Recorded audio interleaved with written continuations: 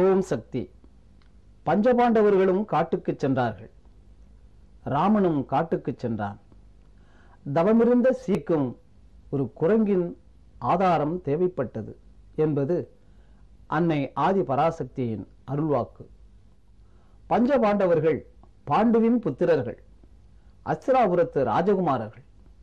ஆனால் இவர்கள் ஏழைகளாக, எதுவும் இல்லாதவர்களாக தாயுடன் காட்டுக்கு போக நேரிட்டது. அது மட்டுமல்ல, அவர்களது மனைவியாகிய பாஞ்சாலி துரியோதனன் அவைக்களத்திலே கணவன்மார் ஐவருக்கும் முன்னிலையிலே அவமானப்படுத்தப்பட்டாள். இதற்கெல்லாம் காரணம் என்ன?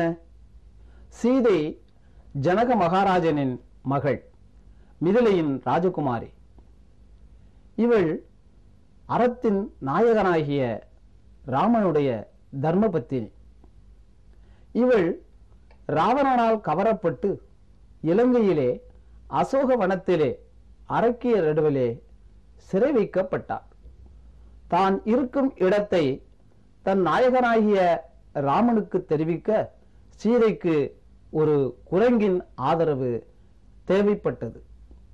அனுமன் சீதையை தூக்கிச் சென்று நான் ராமனிடம் விடுகின்றேன் என்று சொன்னபோது, அல்லல் மாக்கள் இலங்கையராகுமோ, அல்லல் நீத்த உலகம் யாவும் என் சொல்லினால் சுடுவேன், அது தூயவன் சொல்லின் வில்லின் ஆற்றலுக்கு மாற்றென்று வீசினேன் என்று அனுமனிடம் சீதை சொன்னாள்.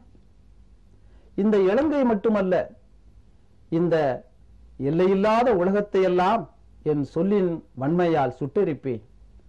ஆனால் அது என் நாயகனாகிய ராமனுடைய வில்லின் ஆற்றலுக்கு ஒரு இழுக்காகும் என்பதால் நானே ராமனிடம் சென்று சேராமல் நான் அந்த எண்ணத்தை விட்டேன் என்று சொன்னார். தானே ராமனிடம் சென்று சேர்வதற்கு அவளுக்கு ஆற்றல் இருந்தும் கூட அந்த ஆற்றலை பயன்படுத்தி ராமனிடம் அவள் சென்று சேராமல் போனதற்கு என்ன காரணம்? ராமன் சக்கரவர்த்தி திருமகன், அறத்தின் நாயகன், நால்வரில் மூத்தவன், பட்டங்கட்ட ஏற்றவன். ராமனுக்கு பட்டம் கட்ட தசரதன் ஏற்பாடு செய்தார்.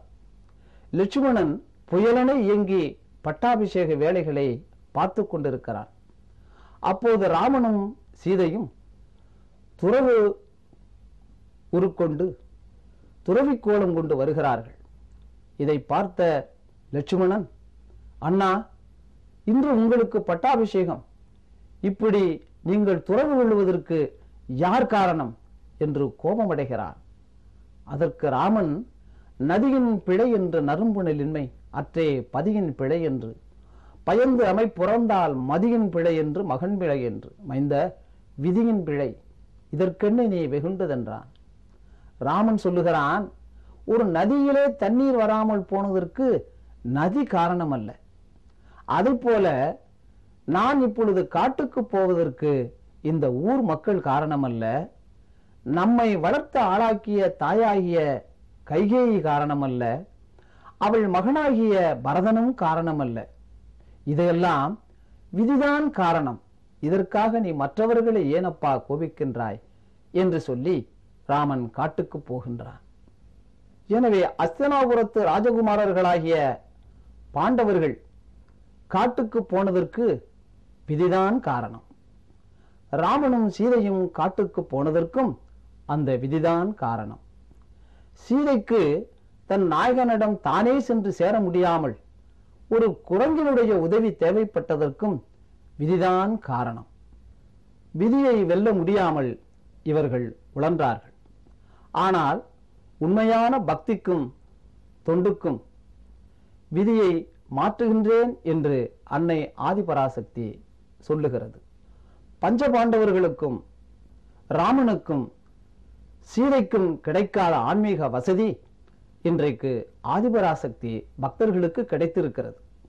அது என்னவென்றால், ஆதிபராசக்தியிடம் பக்தி செலுத்தி அருள் திரு அம்மா அவர்களை குருநாதராக கொண்டு அம்மா அவர்கள் சொன்னபடி செய்யக்கூடிய தர்மங்களை செய்து, தான தர்மங்களை செய்து அம்மாவிடம் தொண்டும் செய்து வந்தால் அவர்களுடைய விதியையும் அன்னை ஆதிபராசக்தி மாற்றுவாள் என்பது உறுதி. இப்படியாக தினம் ஒரு அருள்வாக்கினை உணர்ந்து மனம் மிக பக்குவப்பட்டு மகிழ்வோமாக. ஓம் சக்தி பராசக்தி.